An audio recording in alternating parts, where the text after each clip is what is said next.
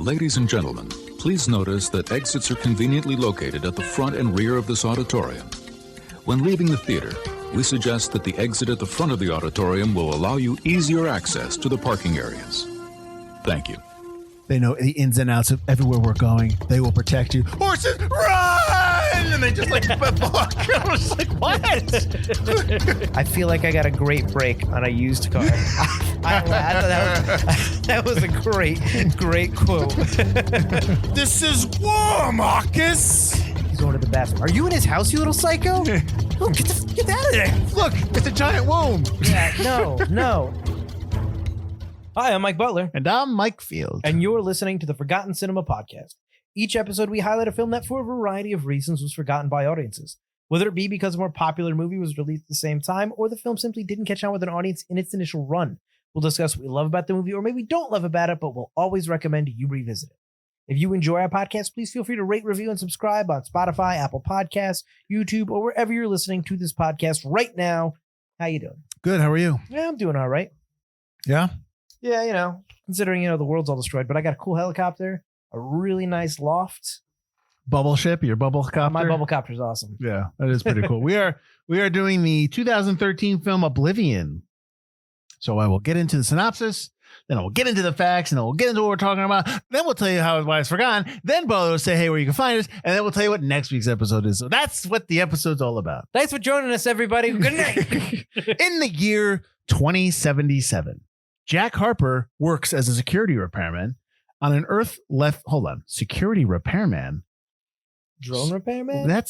So he repairs the security? Yeah. You chose the synopsis. Jack Harper works as security repairman on an Earth left empty and devastated after a war with aliens. Jack has 2 weeks left before his mission ends, and he joins his fellow survivors on a faraway colony. However, Jack's concept of reality comes crashing down after he rescues a beautiful stranger from a downed spacecraft. The woman's arrival triggers a chain of events that culminates in Jack's nearly single-handed battle to save mankind. Jack, I am Jack's failing liver. Like, I kept thinking of that from Fight Club. That's not good at all. No. Oof, I guess that is something what Oblivion is about, but not on a whole. No, that's not a good synopsis. Well, anyways, we'll dive into it. Oblivion has a runtime of 124 minutes. It's rated PG-13. Production budget of $120 million. Release date was Friday, April 19th, 2013. Its opening weekend, it did $37 million. Domestic, $89, but worldwide total is $286 million. So not bad. Not bad at all. It's Tom Cruise. And so do we. Production company was Relativity Media, Chemin Entertainment, Monolith Pictures, and Radical Studios, and distributed by Universal Pictures. So, came out the 19th, went up against in a wide release, The Place Beyond the Pines. So, it obviously destroyed that because nobody saw that movie. And it's a good movie, but that didn't do well. No. And also on a limited release, you had The Lords of Salem. The week after, the 26th of April, on a wide release, you had Pain and Gain, the Michael Bay, Dwayne Johnson cutting off hands and cooking them. Yeah. The Big Wedding and The Company You Keep, and then a limited run, Mud and Arthur Newman. And then the week before, the 12th of April, you had Scary Movie 5 and 42 in a wide release. So honestly, its biggest competition there is no big sci-fi competition, and there's really no big action movie competition because Pain and Gain is not an action film. Not really, no. So yeah, I mean, it's Pain and Gain and then 42. Those are pretty much its comp right there. Yep. Scary Movie 5. I don't think people were seeing that. I mean, they were, but it wasn't a big hit. Yeah, I don't think it was, like an airplane style movie, like style hit kind of thing. Anyways, right. This film was directed by Joseph Kosinski. He has done Tron Legacy, which Butler and I both love. Mm. Only the Brave, and he's doing the upcoming Top Gun Maverick, but he did the Taco Bell commercials, Web of Fries with Josh Duhamel. Yeah. Yep. I was just like, yes! One of my favorites. So, yeah. So the screenplay it's credited to Karl Gajducic. I'm sorry if I said that name wrong. Michael Arndt and Joseph Kosinski. But here's the thing. Kosinski created, this was going to be a graphic novel. Right. And we can get into a little bit more detail. Never did. And then we can get into why later on. But so he gets a story credit, but that's pretty much what he did. Then Gajducic wrote a version of the script I'm sorry. William Monahan has an uncredited rewrite because he wrote a version of the script when Disney had this. Disney let it go because they couldn't figure out how to make it not. Well, PG. Disney wanted to make it PG because they were PG friendly, and they realized that they were cutting way too much out of it, so it would have been bad. So then Universal came in because there was a bidding war. Universal was second in the bidding war. They came in and purchased it, kept it PG-13. But when Disney had it, Monahan was the one who wrote it. Monahan has done The Departed. He also did the Tender Bar that just came out and Amazon Studios. So that's on Prime right now if you want to check that out. So he wrote a script. They kind of like threw it away and they redid. And then Universal Pictures brought in Michael Arndt under a pseudonym and he rewrote the script. And Arndt has done Little Miss Sunshine. He actually won an Oscar for that. He also was nominated for an Oscar for Toy Story 3 and he did The Force Awakens part of it. So it's kind of like his rewrite of a script that was done that they didn't take. So it's all over the place. Right. Anyways. But real quickly, the original writer Kajusik did The November Man and The King's Man, the one that just came out. Cinematographer was Claudio Miranda, who's won an Oscar for Life of Pi. He also was nominated for an Oscar for The Curious Case of Benjamin Button. He also did Tomorrowland, Butler, an episode we did many seasons ago. So the composer is actually there's 3 credits here. It's Anthony Gonzalez, M83, and Joseph Trapanese. Gonzalez and M83 are the same thing. The M83 is a French rock group. They're based in LA now, but Gonzalez is part of that. So they are responsible for a lot of the synth music in there, and they together created the score, which is a pretty good score in the movie. So there's it's just like another kind of like amalgamation of one role composer, and there's like 3 or 4 different people doing it. Right. So Trapanese has done, if I said that name wrong, I'm sorry, but he has done The Raid Redemption, The Raid 2, and The Greatest Showman. This is edited by Richard Francis Bruce, who was nominated for 3 Oscars, Air Force One, 7, and The Shawshank Redemption. And then you have a bunch of producers. You have Peter Cherman, who's nominated for an Oscar for Ford versus Ferrari and Hidden Figures. He also produced the Fear Street trilogy that's on Netflix, which I should take back what I said when we had our beer before this, when I said, like, not all the stuff on Netflix I really love, but Fear Street is actually pretty good. The trilogy. Really like you should watch. You like the same kind of horror stuff I like. Yeah. You would like Fear Street. Right. You like the whole trilogy thing. It's actually a nice callback to those type of horror films. Yeah, so you would like it. You also had Dylan Clark, who produces, who's done the Planet of the Apes trilogy, the new one, and the Batman that was out. I have not seen the Batman. Butler has. He loves it. Duncan Henderson also produced Master and Commander, which was nominated for an Oscar. He also did The Program and Deep Blue Sea.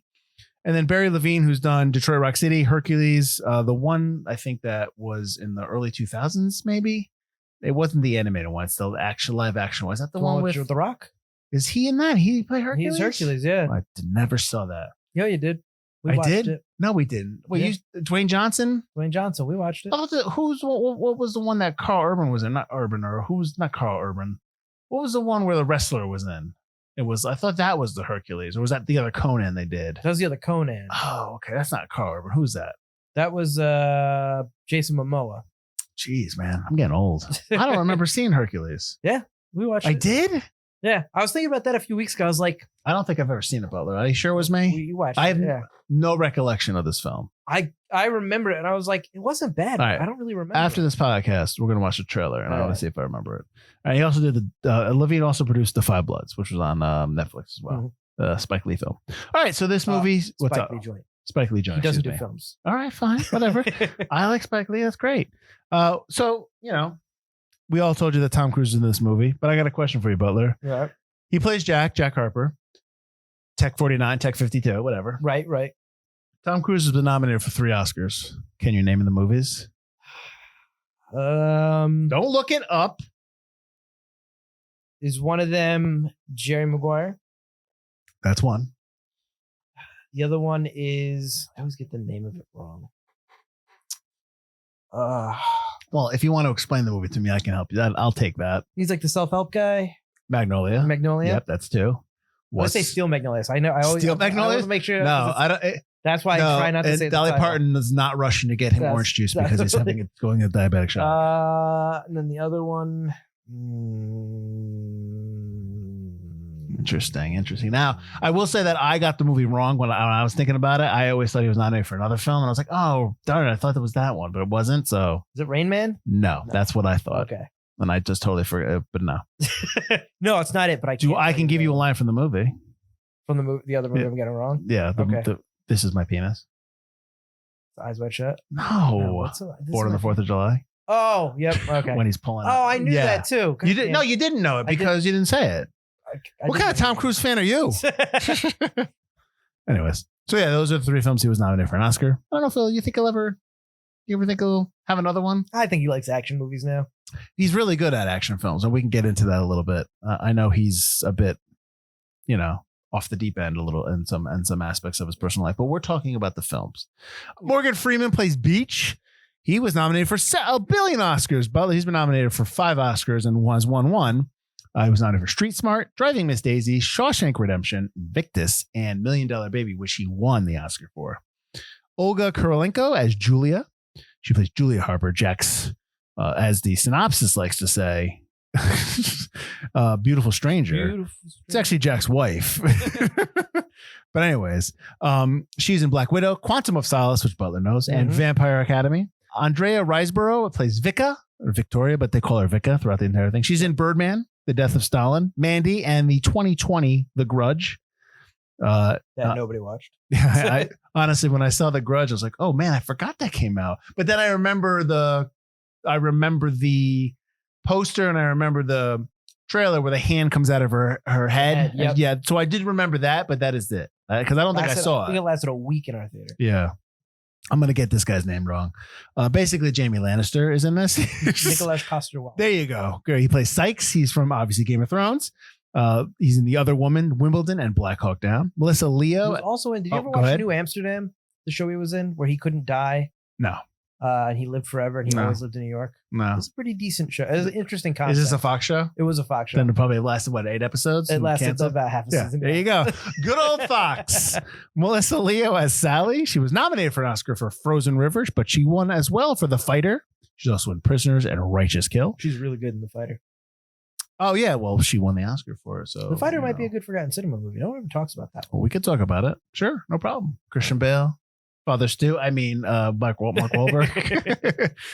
Zoe Bell is Kara. She's in the background. She has you. If you don't know her and you see her, you're like, oh, she looks familiar. But she has no lines in this movie. She does a smile and a nod. Yeah. But she's in Death Proof. She's in basically all Quentin Tarantino films, and she's in the movie Whip It. And then Tom Cruise's daughter's in this.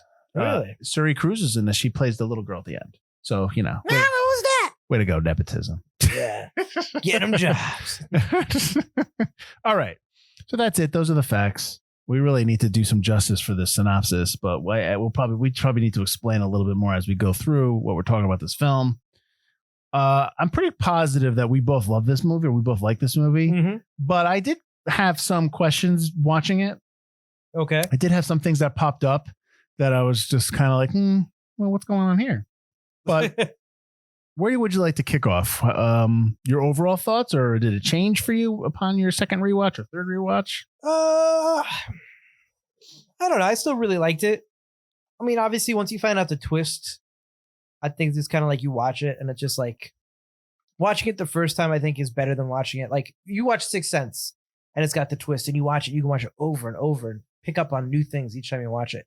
With this film, without the twist, I think that does hurt the film a little bit. Watching it again, I don't feel like it's a twist coming, maybe because obviously it's there. I don't know if I've ever thought it was a twist. I always thought that something was reveal, off. But it's not, it's not a twist. It's not like the M. Night Shyamalan twist. Right.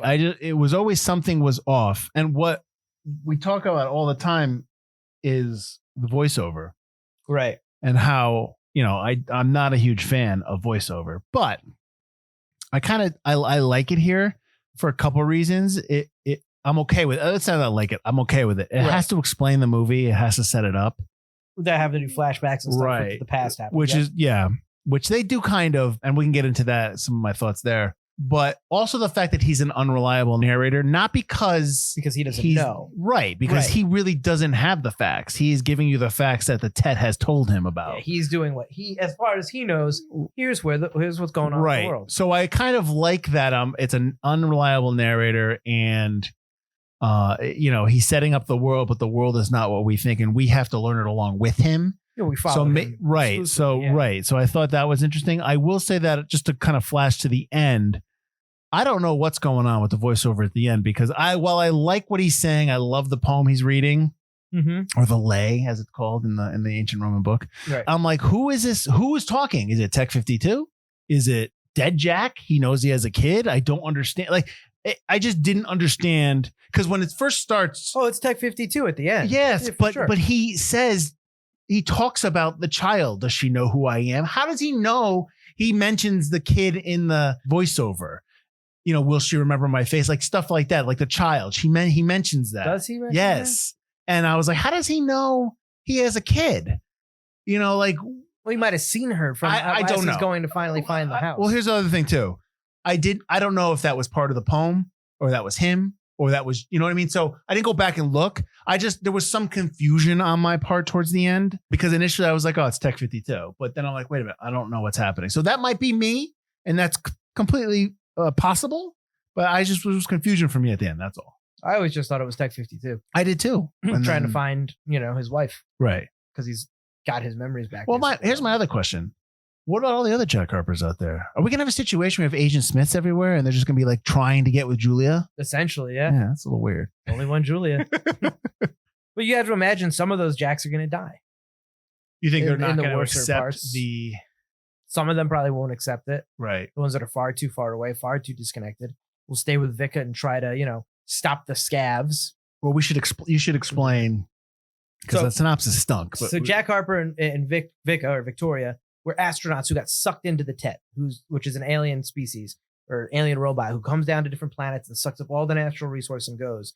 They cloned Jack and Victoria to be an army at the very beginning of the invasion, right, and then to become security forces and drone repair people, not security repair. He repairs these drones that go around and protecting the water siphons, the carbon dioxide things, anything that's going to suck up natural resources from the earth. Right. So there's a bunch of Jack and Victorias that are separated by these radiation zones, which is their jurisdictions basically. And they're told, don't go past them or you're going to die.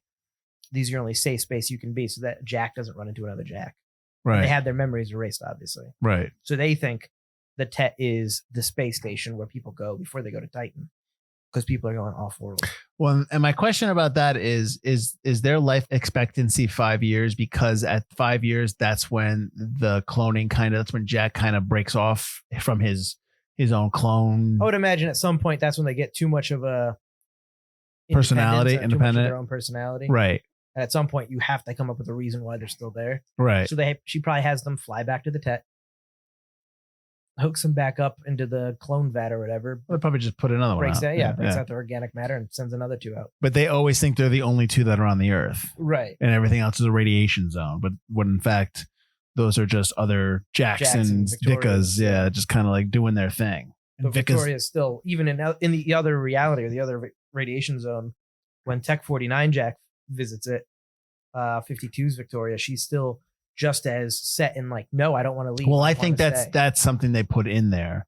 I think that's from the Tet, from the aliens, that Vika is programmed to always be the one that follows orders. Well, she follows orders, but I also got that even back in the day, she had a thing for Jack. Oh, that's evident. Which is probably why she doesn't want to leave. She wants that life with Jack, right, that she couldn't have in the real world. Right. And that's kind of always in the back of her head as to why she doesn't want to go up, why she wants to stay as long as she does. And that also goes to what exactly does the Tet or the aliens that are running the Tet know about human physiology and human emotions? Do they understand that they just happen to pick the sole two people that one likes the other, but you know what I mean? But and so they can use that. It's a little bit of a convenience. It is a convenience, but I think they could have figured out a different way if they got it. But I think, Tet, or Sally, as she's called, is their voice of their operator as they know it, knows that this is happening. So she could probably set it up a different way, have them be strangers and hope that they, like each other enough to work together. Right. But it's just easier because of this. And it's like, oh, well, that's a fortuitous situation. Yeah, Sally is played by Melissa Leo, and when they go to the flashback to when Jack's flying the bubble jet into the Tet to blow it up, at the end, he puts the flight recorder on of the original what are they flying? Discovery? Is that what they call it? Discovery. Yeah. They're flying to investigate whatever. The ship that they're going. Yes. To investigate the Tet. So he's listening to the flight recorder, and then you kind of find out what happened. So basically, Melissa Lee, you see her as Sally there, and she's from Mission Control. So they just used a familiar face, or just used the recording and kind of like replayed it. Yeah. So she can make her own stuff. But one of the things that I was asking myself when it was happening, or when they're in the Odyssey and they're going towards the Tet, they're awfully calm. Going to this giant thing has just showed up at Earth, done nothing, but they had a mission where they were going to fly to Titan to whatever populate. Check out Titan. Now, here's the thing. This is 60 years ago that this has happened. 2017. Right. Which is in our future 4 years. 4 years. This movie's made in 2013, shot in 2012. So I think that 4 years from now we're going to Titan. So I'm like, okay, fine. 2022 and we still have gone back to the moon. Fine. Okay. But when they're approaching this, clearly the structure that they have no idea what's happening, they are very calm going towards it. They are very calm. And I don't understand. Hey, thanks for that wake-up call. No, don't tell me about the football game. And meanwhile, this thing is looming like the Death Star over their ship. But that's the other thing. Thanks for the wake-up call. Let's wake up these two people. Why are the other people in cryosleep? You didn't get stopped on your way to Titan. You were going to Titan. This thing showed up and they said, no, we're going to go investigate this thing. Why is everyone else in cryosleep? This thing is right above the Earth. Why can't these people be awake? So it's not right above the Earth yet. Where was it? It's around Titan. At this point, the Tet's still around Titan. I'm sorry. I thought it was sitting above Earth. No. At this point, it was still around Titan. Ah, okay. Never mind then. Then that makes a complete sense. Never mind. Then that's probably where they're. But still, why wouldn't you wake them up from cryosleep? At that point, I mean, you're close enough. I always thought it was just on Earth. I thought it was just at Earth. No, it's by Titan. So was it sucking up Titan? Oh, I don't think so. I think it was just on its way to Earth and trying to like figure out. Maybe it was scanning Earth, figuring out like formulating a plan on how to take it over. I don't know if that's. Why do I have in my head the ship approaching Tet and Earth's below it? Why do I have that in my head? Because that's supposed to be Titan. That's how it is when he's in the helicopter or the omnicopter or whatever. The bubble jet. Yeah, the bubble jet. But yeah, it is near Titan or another moon. You can see the other something in the background, but it's not Earth. Okay. All right. Well, then I'm wrong. And it sucks the two of them up, and he sends the Odyssey or Discovery, whatever it is, sends the living quarters portion over back in Earth orbit where it'll stay. But it's just stuck in orbit because obviously Earth got ravaged, so no one came to collect them. No, then that doesn't. No, that doesn't make any sense. Does that make sense? Hang on. They're in Titan, so he sends that part. It's on autopilot to go back to Earth. Hang on, I have to look because I fucking confused now. Bring up HBO Max. All right, you're right. All right. It's programmed for reinsertion into Earth orbit. I'll fly command module out by breakthrough. All right, that makes sense. Okay. Knowing you'll keep the whole fucking thing in there. So no, because it was confusing. Although this goes along with. Did you read that the National Public Radio program Fresh Air with Terry Gross? Did David Edelstein admitted he had such a hard time following the plot in this movie, he had to go online for the answers to some of his questions. That's embarrassing. Confused, everything will be made clear. Not in the movie itself, which is the most incoherent piece of storytelling in years, and had me crying. What? Over in the din of explosions, which there aren't even that many explosions. It's not a huge action movie. It was Wikipedia's Oblivion entry that spelled out what was going on in the final flashback. In other words, other people knew what was going on, you dumb person, and figured it out for you. It's just so dumb. How are you not following this movie? It's not hard to understand. But the other thing is, if you're a critic, shouldn't you watch it again? Shouldn't you watch a movie more than once? No, I went right to the Wikipedia. Yeah, page. no, I didn't understand that. Why I read that too, and I mean, I can understand if you can get confused. That's fine, but like, wouldn't you go back and here's the thing: once you go and read the notes. Right. Wouldn't you go watch the movie again to see like, okay, maybe I missed it. Right. Maybe I was not paying attention. Let me see it again. And then you could make a judgment like, you know what? No, it's not explaining it enough for me. Like, so that's stupid. Yeah. But I saw that. Then I saw his photo. He's a bit of an older man, so he might just not be into those type of films. One of my notes on Vika is that she's a stage 5 clinger. Oh, definitely. Yeah. So she didn't have fun doing this movie. I saw that. So one of my facts, or what I noticed, was she was doing a interview and they asked her what her worst job ever was. And she said either shredding duck in a Chinese restaurant or Oblivion. And I can't find anywhere else where she doesn't like where she talked about how bad she hated Oblivion. And I'm just like, well, why? I want to know why. I don't get that, because everything else you see, like there are a couple of interviews with people who've worked with Tom Cruise that say he's really, really, involved in the movie making process and takes it very seriously. But that's it. But they're like, oh, but I commend him for he takes it really seriously. I never get a negative sense from him on and other set. people said they really like working with him. And yes, we know about the yelling about the COVID thing, but we actually are okay with that because let's be honest, how many times did he tell the crew and tell certain people, put your mask on? That was not their first infraction. He did not just come down and just start screaming and yelling because he just felt like at one time. Clearly, that was like, I'm sick and tired of having to tell you people. And he was, I'm sorry, but like, it's, when people yell, it happens, but it's not necessarily 100% wrong that it happens. Right. So I've never heard, listen, aside from the Scientology stuff, let's put that away. Let's put all that stuff to the side. That's because I know that always comes up when people talk about Tom Cruise. Yes, I know it's a weird thing, and I don't agree with any of it. But I've never heard a bad thing about him on set. No, most people seem to like talking to him and like his company and stuff. Right. That's I don't like the when he started like jumping on couches. I think it was this movie, or it was during. It was before, because this movie was during his divorce. Right. So when he was doing that, that's when he fired his publicist. His publicist quit, and his sister became his publicist.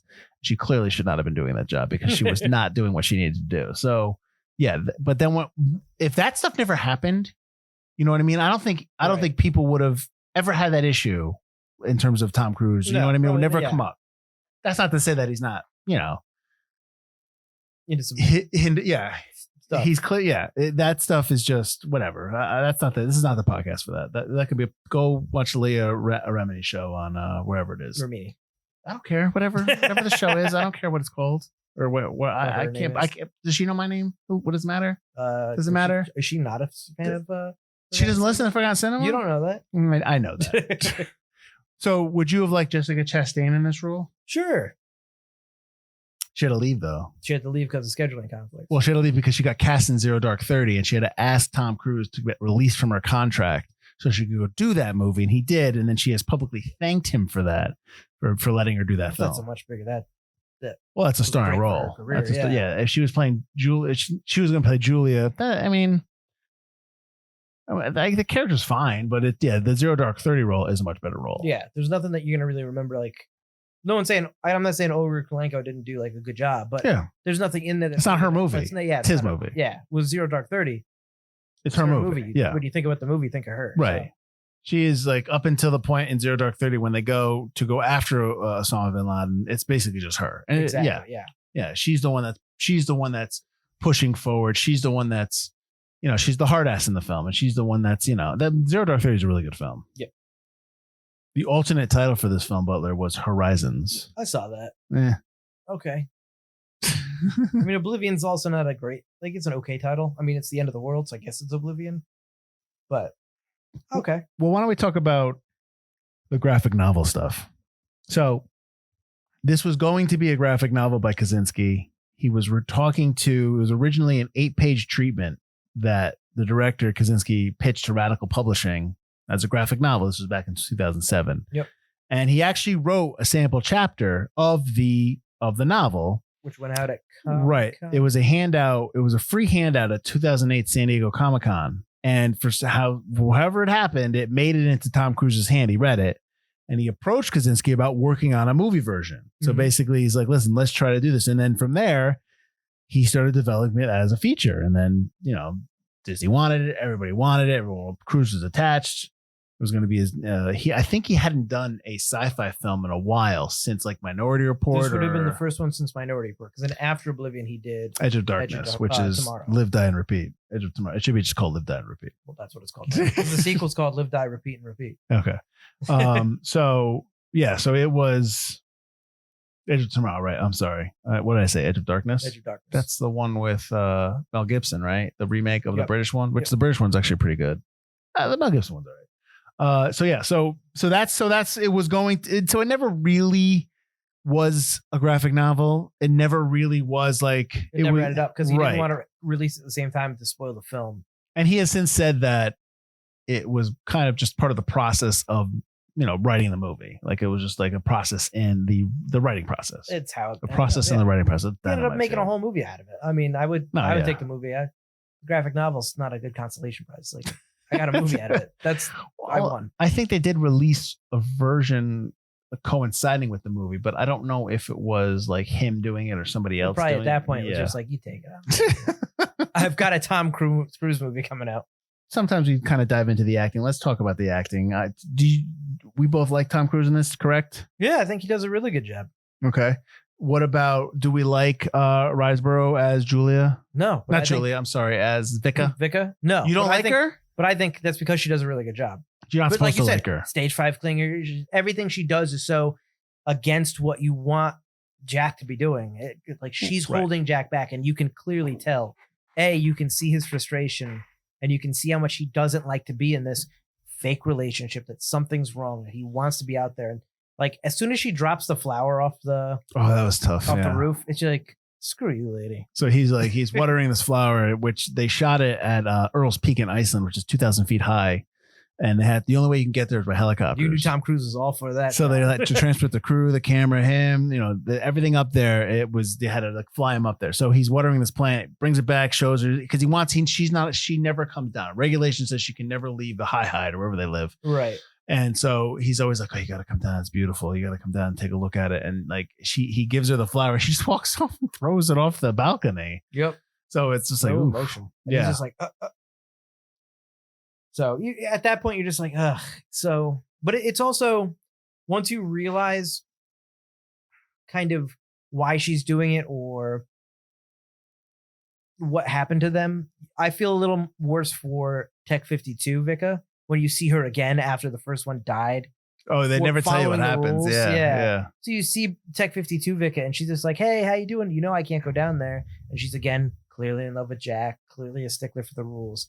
And this Jack is saying, come down with me again. He's trying to give her another chance. Yeah. And she won't break away again from that. And he's like heartbroken. And I think that's another great scene with Tom Cruise, is like, he can't really tell her what's going on because she's so in with Sally.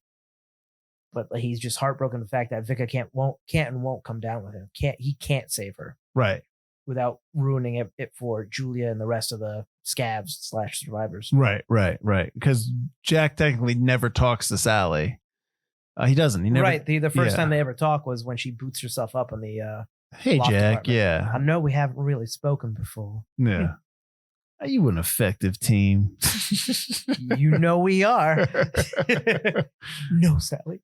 Vika, you don't know what you're doing, and then the drone just... I like that. I like when the drone and the drapes catch on fire because the drone's obviously hot. The gun's hot from firing. He's just covered in the ashes of that. Yeah, so I wanted to talk about the ashes because it was like, it's not quite like the dust from War of the Worlds, and it's not like the feathers from Avengers Infinity War. It's like a little similar, like a bit heavier to breathe. Like I'm just wondering, like, so do you think Avengers saw that and was like, let's do something like that, except it's more feathery, and like I didn't understand the concept of what was happening. Avengers probably wanted to be more of a Disney-ish kind of, like, you got to really ash them up. But what's Oblivion doing to these people? Like more like wood ash, more like okay, paper. Like it's got layers. It's got like a texture to it because when it spreads across and then the air hits it and it really like chunky kind of goes across. Yeah. But they're also inconsistent with it because some of the scabs get hit and they blow apart into blood. Some of them get hit and the head pops off. So it's like the weapon damage that it does is very inconsistent. Oh, I didn't catch the head stuff. That was inside? It was inside. It shoots one of the scabs and its head pops up and rolls. But it's got the mask. So obviously when Jack sees it, he thinks it's an alien head, but it's just... But also when you first see the scabs, they're running on all fours. Yeah, I didn't get that. It's like... And then you realize they're human. It's like, whoa, so what? Why and how were they running on all fours like that? Just to confuse the drones. The drones know they're humans. Yeah. I thought that was a little convenient for the plot. Okay. Like when what's his face? Book goes, we had to modulate Beach. we have to modulate our voice Right. to hide from the drones. No, you didn't. You did that as a plot device so that Jack didn't know you were all humans. I kept thinking they were like Jawas. So like Tusken Raiders. Yeah, for sure, yeah. Ooh, yeah, start doing that stuff. Well, we were talking about this. We got away from we're talking about Vika, but in terms of the acting, what did you think of Olga Kurilenko as Julia? I think we kind of talked about it. She's fine. She's fine. She doesn't. Well, she doesn't have anything. How about the character instead of her performance, Right. instead of her acting performance? How about the character of Julia? That's better a question. I don't like that we don't get more with Julia and Jack, either in the past or in the present. They don't have a chemistry, Right. and Jack and Victoria do have a bit of a chemistry because we see more of them together. Mm-hmm. We see Jack really wanting Victoria to come with him, Mm-hmm. whereas Julia is already all for going up and teaming with Jack. Mm-hmm. So you never really get this build up or this team up or this connection. You get that flashback, this disjointed flashback on the rooftop of New York City. That's kind of spoken about what happened, and you see it in flashback. Those are like flashback memories he's having. Yeah, I think it would have been better if we got that scene complete, like we do kind of with the flashback to what happened with the Odyssey or Discovery when they're going to the Tet. Show me what happened on the rooftop. Show me them as a loving couple, not him proposing to her, because I don't think we get a good sense of connection there. The thing to the flashback of the what happens with it's actually Discovery. I've written down Discovery here. Okay. I think but back to that scene. He takes the flight recorder, but did Julia ever listen to it? She doesn't know. Does she know what happened? Like, I don't know. Did she listen to it? So we talk about. I think I've talked about this the last week's episode, or the week before. Just if I don't see it on screen, I can't pretend to believe it. You know what I mean? You need to show me. Like, I need to see that she listened to it, because if I don't see that she listened to it, then I think that she has no idea what happened. Now, he only knows what happened. He didn't leave the flight recorder with her. He took it with them. Well, he knows what happens because Beach tells him. No, he knows what happens in the shuttle, like the moments. He knows the moment to moment. Right. Yeah, but I mean, even But she doesn't. because Beach told him what happened in general. But here's the only thing she doesn't know is why she was. But don't you separated think and she spared. would like to hear the voice of the original Jack Harper? Oh, absolutely. Yeah. But I think Jack wants his memory back. He wants to be complete. Right. As he wants to be as close to the original Jack Harper as he can. So when he goes to take his revenge, it's as Jack Harper, not as Tech 49. Well, a couple other things with Julia. She plays it really calm for seeing her husband who doesn't know her, and doesn't act like he doesn't know her, and he's with another woman. Yep. Who she may probably consider as a friend, but who knows? We don't know. Mm-hmm. But she knows her. She sees the situation happening. She knows it's 60 years later. Obviously, she's confused because they're not old. So she takes it really well. She does. She doesn't give up a lot. She keeps everything very close to the vest, which is weird. Yeah. She's never really emotional. And I would think, and I would think that she would be emotional. She wouldn't be able to control emotions. But if that's not her character, I understand that. But I've never shown that. Right. That's never presented to me. I just have to guess and be like, so I guess that's the type of character Julia is. She's super guarded. All right. Yeah. And then the other thing, this isn't really Julia, this is Beach. When Jack and Julia get picked up by the scavs, and then he lets them go. Beach lets them go because he wants him to find out what's on the other side. Right. He would go look. And then the guy asks him, what makes you think he's different? And he's like, she does. You haven't had one conversation with Julia. We haven't seen one scene where Julia meets the other scavs or the other humans. We see nothing to give me any indication why you believe that, Beach. So I don't understand that. I didn't get that either. Because then when he's told later on why he believed Jack was the real Jack, it's that he saved Julia and he had that book. Right. Not that Julia trusted Jack. Right. So he changes his reason. So So it's almost, yes, agreed. So that's almost like this is a good line to use, but it doesn't. We're not going to really justify this line later on because we've already got dialogue written. It just sounds good. Just say this. Right.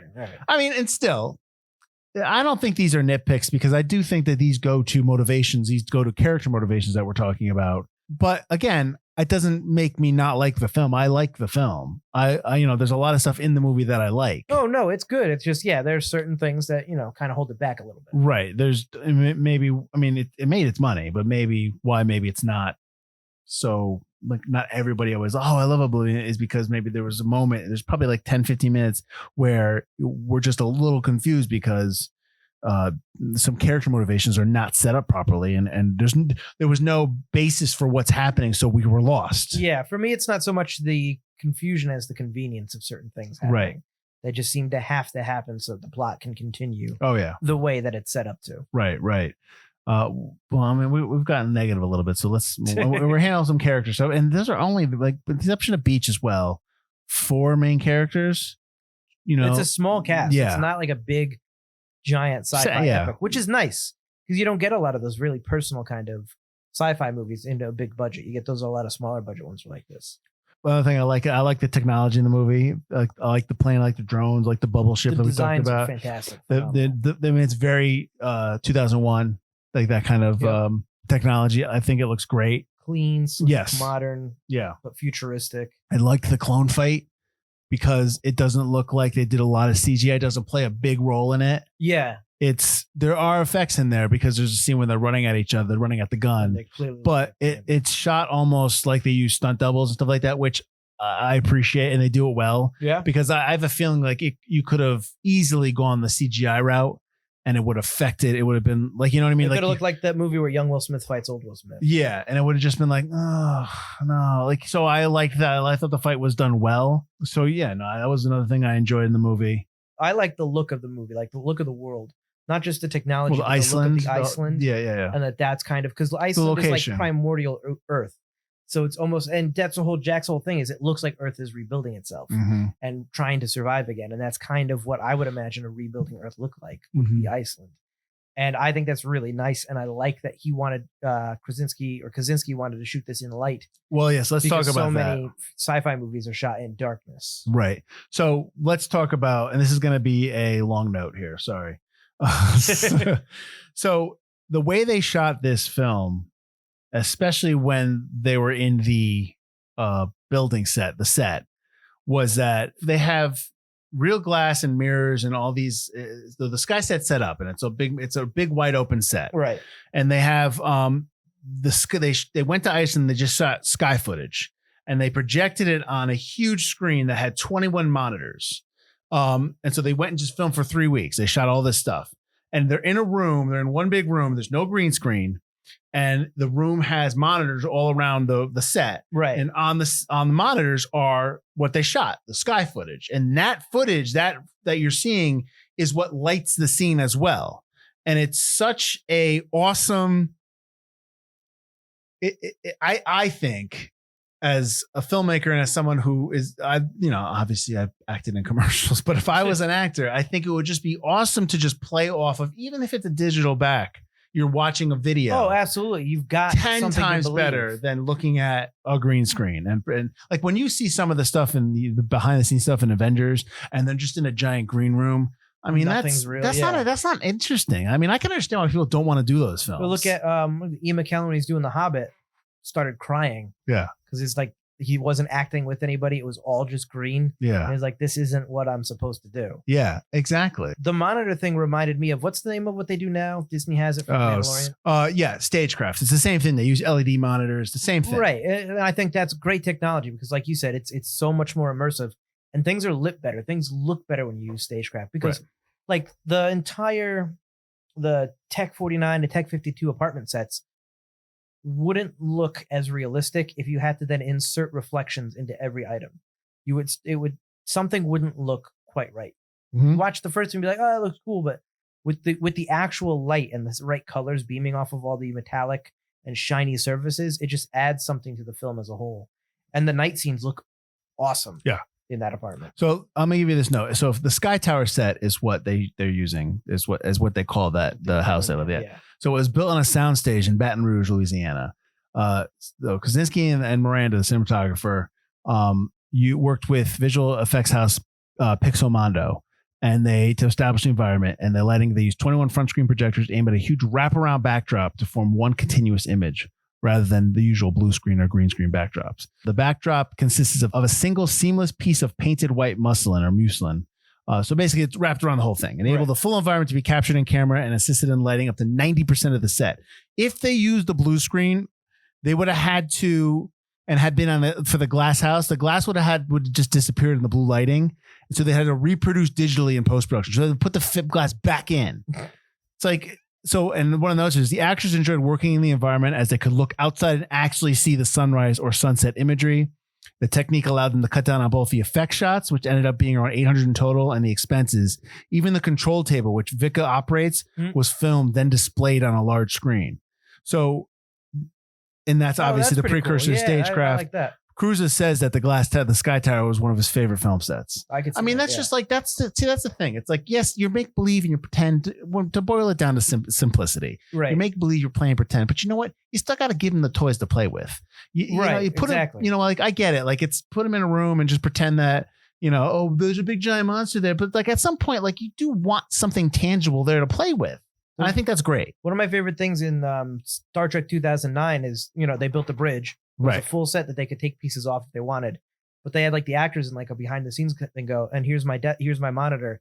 And they're playing with it. They push the button, things actually appear on screen, and another thing does that. And when Kirk touches his captain's chair, things appear different places. Yeah. They're workable. It all tech. helps. It absolutely does. Yeah. The more you can do like that, the better it just helps the actor, the actress, it just helps them get into the role. That's what you want to do. You want to play pretend, but you want it to make it as real as possible. Especially in science fiction. Yes. Agreed. The audience, so much of the audience is like, you have to suspend your disbelief. And you can't do that if your actor doesn't believe that. Or if it just looks fake on screen. Mm-hmm. Agreed. Yeah. No, so that was one of the reasons also why I like this film, is just knowing what went into it and knowing like how they shot it. Yeah. And the Iceland locale, I think it all works well. I think it was just they just made like all the right choices. Maybe that's the best thing I can say. Design wise, absolutely. Yes. I love that Sally's a tiny version of the bigger ship. What? Sally's just a tiny version of the Tet, basically. Oh, right. Oh, yeah, no. I know. So, speaking of that, let me read this note, and I want to get your thought on this. Jack and Vika symbolically represent the male and female aspects of nature. Here we go, Butler. The two columns of the portico of King Solomon's temple were the masculine Doric column named Jason and the feminine Ionic column named Boaz. Jack, Jason, symbolizes the male aggression principle, strength, generative force, the blade. And Vika, Victoria, victory, the sacred feminine goddess of nature, like Boaz, the rose, love, beauty, the chalice.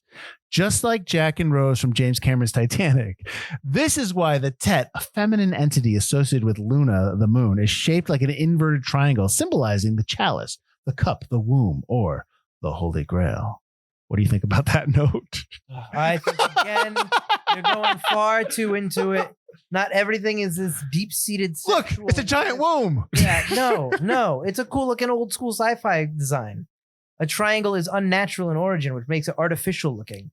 That's why it's a triangle. It tells a Sally voice because Sally was the other voice, and it's interesting to have a bad guy who's got like a Southern belle voice. Are you an effective team? I mean, come on. You're reading far too into that. Drink from the cup of Christ. Yeah, come on. Vika can't be nature and beauty when she also represents an empath, not being able to pass through, not being able to move to. She represents the harsh technological world, whereas Jack represents nature.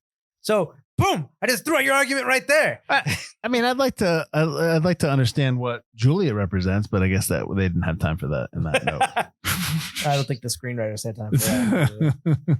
Dude, she's looking at that picture of yours again.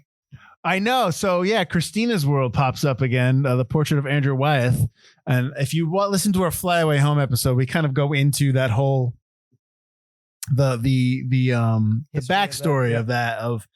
So like I researched that. I went and read a bunch of other stuff too about how the woman in Christina's World is someone who had a disease and suffered, and she couldn't walk well, and he was whatever. But you go to the Flyaway Home episode and listen to that, because we talk about it there. But the note in this was like, oh, she had polio, so he just saw her one day. It's like, I was like, no, bullshit. That's not right. So this is a bogus note. You just guessed. So so that I saw that, and they actually use it. It's actually use it a lot. It's like, it's a very famous painting. Right. It's a famous painting. They see it. So here's the other thing too. They see the painting in the last 20 minutes of the film, Right. And then he puts it in her, whatever she's in, the cryogenic thing. Whatever, yeah. And she opens up like, you just saw this thing. Like, we just saw it 15 minutes ago. Why do we care? It means nothing to Yeah, you. yeah, exactly. It wasn't really symbolic for us at all. So, Right. Yeah, I didn't. Yeah. It would have been more symbolic if he was able to recover the flower in the can or something from earlier in the Maybe, movie. And yeah. that's what he left with her. Right. Something a reminder of him specifically. Well, when he first shows up, so at the end of where do you think he is? He's on the Eastern Seaboard, right? New York City? Yeah, because he's Yeah. in the Chrysler building to do the Right. thing. Right. But Right. then he goes to, he goes in the beginning to the stadium. Yes. And he starts talking about the 2017 Super Bowl. That took place in Houston. So, and the description of the Super Bowl is bogus. Well, because it never happened. Right, yet. I know. Right. But I thought that was interesting. I read that and I was like, yeah, but they're just guessing, man. True. Because the Well, present there is They would have, 2017 but was they would have 2013, known where the Super Bowl was gonna be yes, played. at that point, but whatever. It's fine. I think they would have known. Is it 5 years out, 4 years out? I'm not sure. Because I know they already have the other Super Bowls planned. So yeah. I thought that was interesting. This film was shot in 4K. But then downgraded it to Yeah, because he wanted to put it, but 4K wasn't big at that point. It would have been too expensive for Yeah, no reason. Yeah. right. Would look good in 4K though. Well, I'm sure. I mean, I'm surprised it hasn't already come back out. Maybe I should have looked that up, but I'm surprised it's not out already. In Let's 4K. go. And it came out on HD DVD. So the poems, we talked about the poems before that he's reading. He's reading the poem. He's reading Horatius from Lays of Ancient Rome. It's a collection of narrative poems, as they're called, lays, by Thomas Babington Macaulay. So those are the poem. That's the poem that he's reading. That's the book he has too. Right. But Right. the ancient Roman had last stand on the bridge. Right. And his last stand against Sally. I don't understand. Sally's letting him keep talking. It's like, Sally, just blow this guy up. You have a million other jacks. Yeah, that technology is kind of convenient too, because you couldn't scan that wasn't a female in the pod at the Yeah. end, or you couldn't scan the fact that there's 10 fuel cells in there. All put together. Yeah. They're getting some high energy. Reading, And I Jack. also didn't understand why he had to plug it in. Why don't you have it plugged in and ready to go? I mean, okay. I mean, it's a nice ending. I like your line at the end. Oh, that last line is so great. Yeah. Fuck you, Sally. That's great. That's good stuff. Good to hear. But yeah, and the music towards the end of the film is really good. It kind of leads up to it. The music is Right. good. The theme is really good. Right, it is. You know what I want to go back to? Because I don't know if this was my watching it on HBO Max or if this was in the movie. We talked about the painting and they're looking at the painting. Was it flashing black on you? No. Okay, it was my HBO Max. Because it was like vroom, vroom, vroom, vroom, like going. Oh, really? Yeah, and I'm like, what is happening? Because then the next scene it stops. Right. But in the next scene, there's lights flashing. I'm like, were they just saying that was part of the lights, like because they were in the bunker and it was losing power? Because I was like, this sucks. Why does it keep doing this? But then it stopped. So maybe that was just me. Yeah, no, I did not All get right, that. Okay. You watched it on HBO Max? I did HBO Max as well, even though Interesting. then I looked at my Blu-ray case and I do have this on Blu-ray. And I was like, oh, okay. Do Oh, I? oh, well. I don't know. You know what? I might too. Damn it. Yeah, nice job, Mike. Nice job. So one of my other questions in terms of nitpicking, I guess. I know a lot of nitpicks here. Why does Command, why do they go offline? What's the purpose of them going offline? To give Jack a chance. Okay, to other find than stuff. that, other than Well, it goes for around plot the planet. point- So she loses reception. She goes around why? Why does she go around planet? because she's orbiting. It's a giant machine. It can't just stay still. Well, my guess is as it orbits, it's got other jacks and other things to collect from the rest of the planet. It's a computer, for crying out loud. But it's taking all that stuff. All right, I guess. But again, that's convenience of plot because a big ship like that has got all these drones. It wouldn't deploy satellites, so it doesn't need that and has worldwide. It can control the drone that you said's not working. So Exactly. here's my thing. I'm assuming there's always a drone that's not working. Oh, so everyone's got that. I always emergency drone? thought that. I always thought there was always a drone that's not working. Okay, That's underneath it. They can't ever seem to fix. that's just ready to go. Ready to go when they need it. Because it was but again, it wasn't still fully functional. I see that's the thing. They were able to control it, Mhm. but yeah, I didn't understand that. Yeah. But that was always my thought. That there was always that one drone and all the That would have been cool to see, like just in the background, like you see all the other ones. 52's thing. Yeah, he's got the same exact broken drone. Blows it up.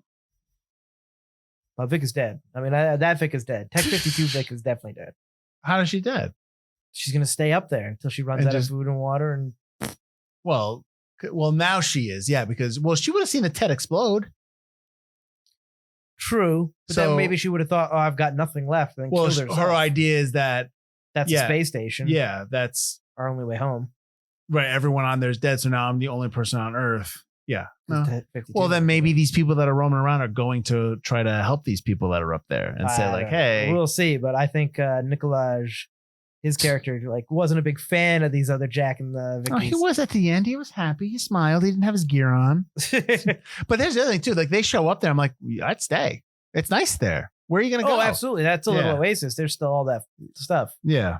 I was surprised that when Julia sees when her daughter points to the other kid, that she doesn't immediately grab her daughter. My first thing would be looters, rioters, other people trying to take my land. Maybe I'd be more like, I wouldn't be so inviting at first. Do you really think that they'd be like that? Yeah. After 60 years of being just only because it's such a small area, wiped out. It would depend on how many people there are in there. Well, she also knows them. Well, I mean, at her very first reaction. Well, she was nervous, but I hear you. I would have grabbed my kid right away. Run! Yeah.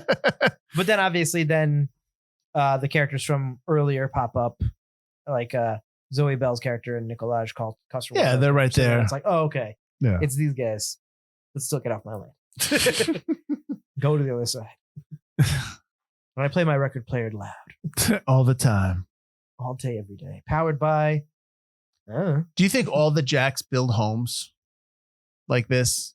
I think that's why 52 might have had an idea of something else, that he had to have had a home like that, because he even says, I know he had to have something. Okay. I just didn't know. I figured it must be here. So he's having those memories. See, well, that's the thing. I think 52's memories have kicked in because he saw her. Oh, he saw her. Yeah. Right. He really remembers. Yeah. And then he saw the other Jack. So he kind of gets a quick regrow as opposed. Well, I'm to sure that they told Jack. him the business. Like this is what's after happening. That, I'm sure they told him the rest. This is what's happened.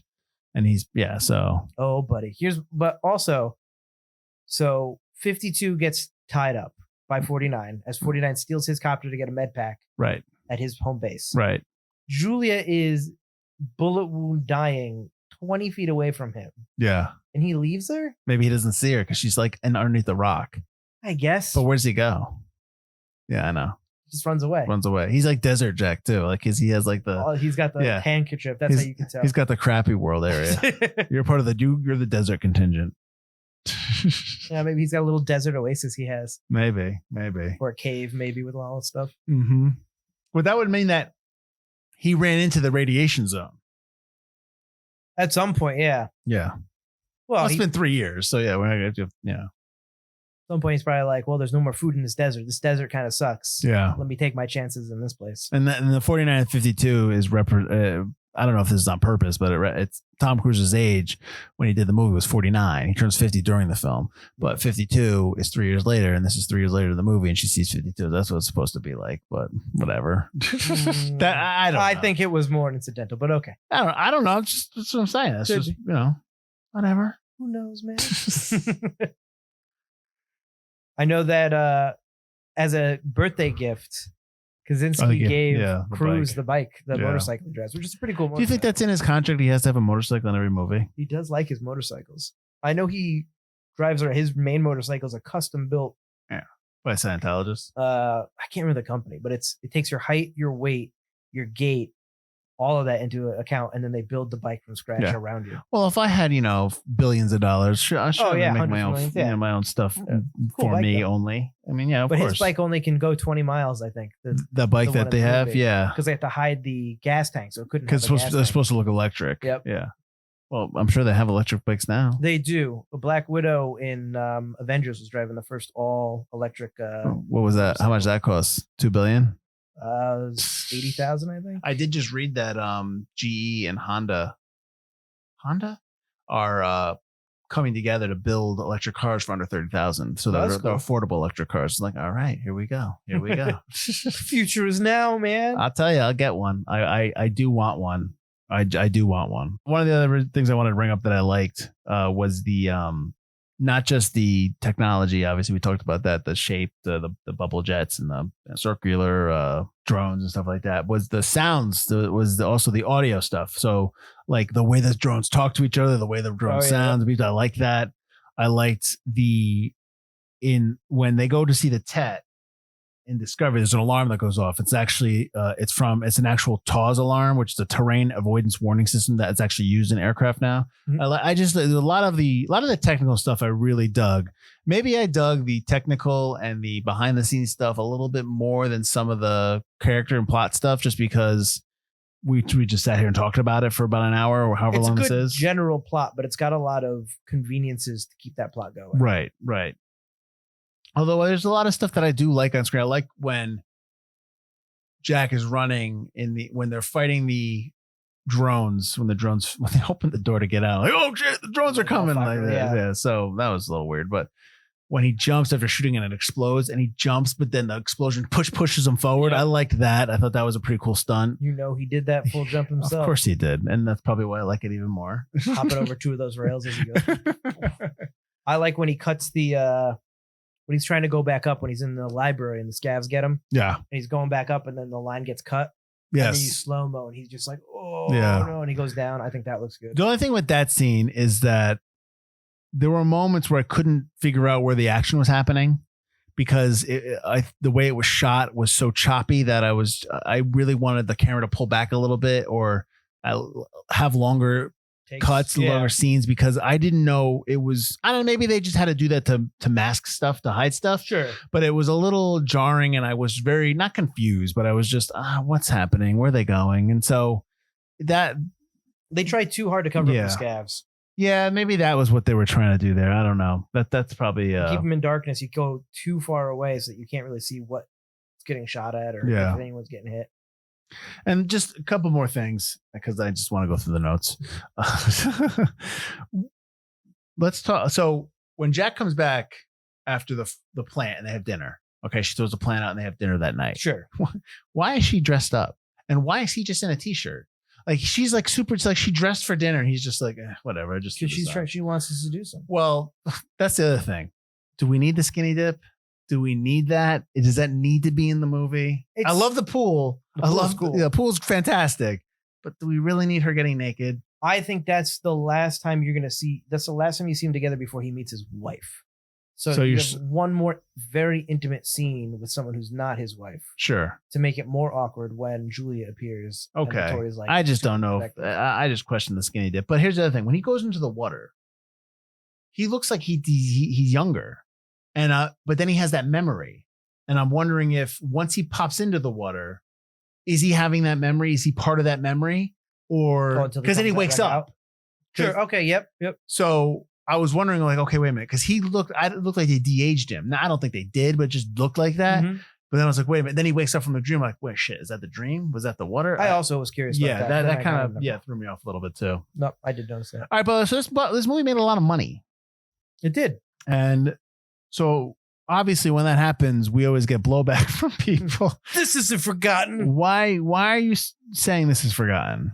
Well, nobody really talks about this film. At the same time, this film made a lot worldwide. It didn't make a ton here. Okay. And I do remember it petering out pretty quickly in theaters when it came out.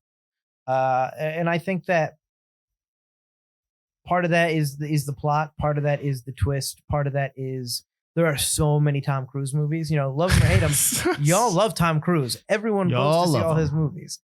So it's fun to rip on Tom Cruise, but you love his films. And clearly they all make a ton of money. And he makes a ton of films. So you're watching all those other films. You're talking about all those other films. And you don't really talk about Oblivion. And it's interesting because he doesn't do that many sci-fi films. True. Minority Report. You think he does, but he doesn't. Yeah. Minority Report. This one. Live, Die, Repeat. Edge of Tomorrow. And maybe Live, Die, Repeat, and Repeat. No, he did another one. One of the notes was he had done 2 previous to this one. Minority Report, the other was one of them. But there was another one that he did that was. Go ahead, continue. I don't really know if I count Legend, but no. That's not what I was saying. Oh, War of the Worlds. Right. There we go. Yep. Sorry. But this is kind of high concept sci-fi. And I also think that high concept sci-fi like this doesn't really stick in the collective mindset unless it's Star Wars, unless it's Star Trek, unless it's Aliens. And I think we kind of went into that a little bit in our crossover episode with Planet Comics with Outland, is that if it's a sci-fi story that's not a series, it does kind of get forgotten about after a while, and no one really talks about it. Maybe film lovers do it. Maybe sci-fi fans might talk about it every once in a while. the general population likes to stick with their franchises when it comes to sci-fi or high concept, if you will. So I think maybe that's why it was forgotten. Well, this also is a movie that's a standalone. It's not a superhero film, like you said. So we are definitely in the. I think we're coming to the end a little bit of. I don't think superhero films are going anywhere, but I'm saying I think we're coming to the end a little bit of the idea that that's the only type of film you're going to see. I hope so. Maybe that's wishful thinking, but this is the type of film that you want to see. You want to see standalone films like this. Yeah. This is like, I compare this in terms of the tech and just in terms of the feel of the film, the look of the film. I compare this maybe a little bit to The Expanse, which is why we love The Expanse so much. I love The Expanse. So I think just that it's different. Star Trek's fine and Star Wars is fine, but The Expanse is like not those, and that's why, you know what I mean. And it's done well, right? So I think that's why I think we both relate to it well. Why we both like it, because it's new, it's right, and it's not because you can sci-fi you can do wrong, like you just do not wrong, but it doesn't connect with you. You know what I mean? And I've seen plenty of sci-fi stuff where there's just no connection with me, and I'm just like, this stinks. Oblivion has that connection, so I think that's probably why I like it. And I think it connected well with everyone else. But I think you're right. I think there is because it's a one and done, people tend to just kind of move on to the next cruise movie, move on to the next sci-fi, move on to the next big feature film, which is usually superhero films. And this is 2013, so Iron Man was 2009, and they're just cranking out now. So it's just everyone saw it, but I'm sure everyone owns it. But they don't really kind of go back to it. That's the one thing with the forgotten films that we do. I think it's still on someone's shelf, wrapped up still. Probably. 100%. 100%. Remade on HBO when they haven't. Shut up. That's not happening. But no, I think that a lot of these films people like and they buy, but they never return to. I think there's if you really love film and you really love movies, you really need to watch the movies that you like more than once, because there's I'll watch Raiders all the time. Raiders of the Lost Ark, not Indiana Jones Raiders of the Lost Ark. That's not what it's called. No, you're right. It's Indiana Jones and the no. But I'll watch Jaws again. I'll watch Close Encounters again. I'll watch all these films, Untouchables. I'll watch them again. Sure. Back to the Future, because I've seen them dozens of times, but I like them, and going back to them, there's things in there that you missed before. But like a movie like Oblivion, I don't think people go back to enough, and maybe because it's only been 9 years since this movie came out. So maybe it's just a little too soon. Maybe this film will start getting a resurgence in 10 more years. And that could easily happen. And I hope it happens. But I think this is definitely a movie people should revisit. And maybe you'll have the same nitpick problems that we had. But that didn't stop us from still enjoying the film. Right. So I think that's my piece. Nice. Where can they find us? You can find us at ForgottenCinemaPodcast.com or ForgottenEntertainment.com, as we are part of the Forgotten Entertainment family. While you're there, check out all the other great podcasts that are there. You can also find us, like I said at the beginning, Spotify, Google Play, YouTube, all that good stuff. Where you're listening to us right now, drop a rating, a review, subscribe. All that stuff helps our podcast grow. And that's what I got. Oh, join us in Forgotten Cinemas, the lobby. Let us know what you guys think about Oblivion. Join us next week. We'll be going to 2003, a movie that I saw more than once. And I remember liking it the second time, but I didn't like it the first time. But I remember liking it again. I don't know. I mean, I don't not like this film, but I have not watched it in a while. But I have seen it more than once. So I'm talking about Timeline. We're doing a little time travel next week. Back to the Middle Ages, right? Middle Ages. I have thoughts on this movie. So you don't like it? I do. You have thoughts, though. What does that mean? Is like they missed. Okay, all right. It could have been much better. Well, why don't you go on to our friend Laura John's podcast, Why the Book Wins, and you can discuss Timeline with her. She doesn't like Jurassic Park: The Lost World. I can't talk to her about Michael Crichton. She doesn't like. Did you like those books? She didn't like The Lost World. Well, The Lost World's written like a movie, so I can understand. And if you compare it to Jurassic Park, I can understand why people don't like it, because Jurassic Park is very technical, very scientific, and it's a much different animal than Lost World. At some point, Michael Crichton just started writing books for movies. But Lost World has an awesome. I've already talked about this. Lost World has that awesome scene with Levine in the high rolling down, and there's 30 raptors trying to go at him, and they never recreated that in the movies. Sarah Harding in the dinosaur boneyard, the raptors coming after, driving through ribs. Yeah, but again, in the Lost World, the movie, they did have that scene in the double wide trailer, which I love. The double wide trailer is awesome. Yeah, I mean I will say that the CGI doesn't hold up great, but that's fine. With the glass. But it's still a really good scene, even though I don't like it when they do the stupid cheeseburger line, but regardless of that, okay. Anyways, so where was I? Next week, timeline. Butler has thoughts. Yes. Okay. Well, we'll see you then. I'm Mike Field. I'm Mike Butler. And this has been Forgotten Cinema.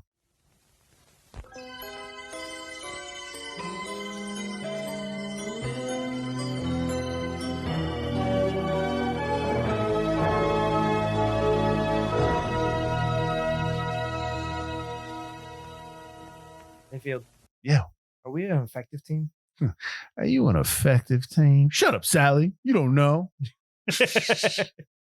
You think Sally would have cameras set up to just watch him doing anything?